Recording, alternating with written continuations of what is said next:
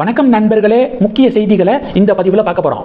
நேற்று சென்னையில் தமிழக பாஜக கண்டன ஆர்ப்பாட்டத்தை நடத்தியிருக்காங்க. நயினார் தலைமையில் நடந்துச்சு. டிவிக்கு ஆட்சியில் பெண்களுக்கு எதிரான குற்றங்கள் அதிகரிச்சிருச்சு அப்படின்னு கண்டன ஆர்ப்பாட்டம். மொத்தமாக பார்த்தீங்கன்னா ஒரு 300 பேர்கிட்ட தான் கூடியிருப்பாங்க போல அப்படிங்கிற விமர்சனங்கள் வந்துக்கு இருக்கு. முந்தா நேற்று நயினார் என்ன சொன்னார்? ஒரே நாளில் 30 லட்சம் பேரை என்னால் கூட்ட முடியும், அண்ணாமலை இயக்கத்தில் 18 லட்சம் பேர் சேர்ந்துட்டாங்களே அப்படின்னு கேட்கப்பட்ட கேள்விக்கு சொல்கிறாரு, நான் சேர்த்து காட்டவா, ஒரு நாளில் 30 லட்சம் பேரை நான் கூட்டி காட்டவா அப்படிங்கிற மாதிரி நயினார் பேசினார். என்னங்க 30 லட்சம் கூட்டுவேன்னு சொன்னீங்க, 300 பேர் தான் அந்த ஆர்ப்பாட்டத்தில் கலந்துருப்பாங்க போலையே. அப்போ பேலன்ஸு 29,99,700 பேரை எப்போ கூட்ட போகிறீங்க, எப்போ சேர்க்க போகிறீங்க அப்படின்னு சொல்லிட்டு நக்கல் நையாண்டியோட வீத லீடர்ஸ் இயக்கத்தில் இருக்கிறவங்க கலாய்க்கிறாங்க. இது ஒன்று. ரெண்டாவது, இந்த ஆர்ப்பாட்டத்தில் என்ன தெரியுமா முழக்கம்? பிளாஸ்ட்டு பிளாஸ்ட்டு, சட்டம் ஒழுங்கு blast, waste waste, Vijay Sarkar waste அப்படிங்கிறதெல்லாம் ஒரு கோஷமாக ஒரு முழக்கமாக போட்டுக்கிருக்காங்க. நயினார் சமீபத்தில் விஜய் அங்கிள், விஜய் ப்ரோ அப்படிங்கிற மாதிரி பேசியிருந்தார். ஜென் இசட் தலைமுறையை குறி வச்சு இப்படி பேசுகிறாரோ, இந்த ப்ரோ அங்கிள் இப்படியெல்லாம் பேசினா ஜென் இசட் தலைமுறையை ஈஸியாக போய் ரீச் ஆகும் அப்படிங்கிறதுக்காக நயினார் பேசியிருப்பார் போல அப்படின்னு ஒரு வீடியோ பரவுனுச்சு. இதனைத் தொடர்ந்து கண்டன ஆர்ப்பாட்டத்தில் பிளாஸ்ட்டு பிளாஸ்ட்டு, சட்டம் ஒழுங்கு blast, waste waste, Vijay Sarkar waste அப்படின்னு ஒரு முழக்கம் போட்டிருக்காங்க. இதெல்லாம் எப்படி ரிசீவ் பண்ணிக்கிறாங்க தெரியுமா ஜென் இசட் தலைமுறை? ஒரு காமெடியாக ட்ரோல் மெட்டீரியலாக யூஸ் பண்ணுற மாதிரி தெரியுது. இது நல்ல அபிப்பிராயமாக ஜென் இசட் தலைமுறைக்கு போகலை, காமெடி பொருளாக தான் போய் சேருது. அதனால் தமிழக பாஜக இதெல்லாம் உங்களுக்கு செட் ஆகலை.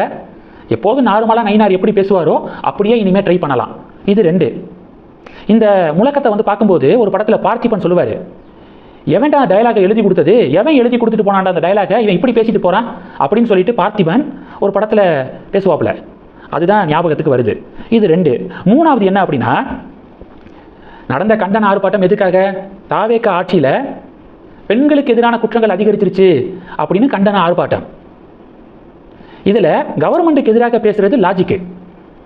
அங்கே போயிட்டு சம்பந்தமே இல்லாமல் நயினார் அவர்கள் அண்ணாமலை பிஜேபியிலிருந்து வெளியேறினார்ல, அவரோட தமிழக பாஜக தொண்டர்கள் பொறுப்பாளர்கள்லாம் போயிருக்காங்களே, அவங்கள திட்டுற மாதிரியே பேசிக்கிட்டு இருக்காரு.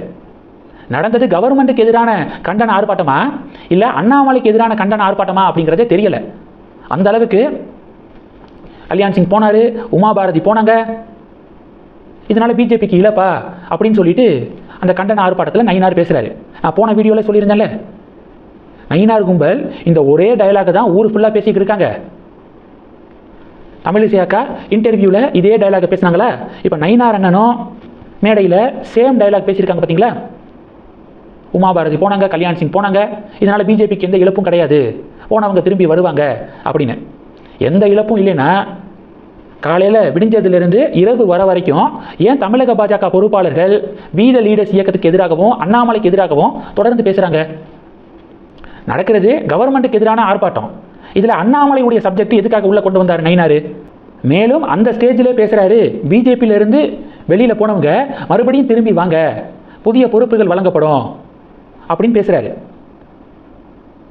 ஸ்டேஜ் போட்டது எதுக்கோ, ஆனால் பேசினது ஃபுல்லாக அண்ணாமலை பற்றிய சப்ஜெக்ட் தான்.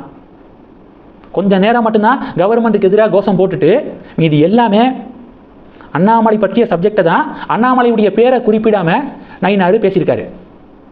தமிழக பாஜகவுடைய போராட்டத்தை பற்றி நீங்கள் என்ன நினைக்கிறீங்க? மறக்காமல் கமெண்ட் பண்ணுங்கள். தொடர்ந்து கணக்கில் இருங்க. அடுத்தடுத்து நிறையா பதிவுகளை பார்க்க போகிறோம். நன்றி. ஜெய் ஹிந்த்.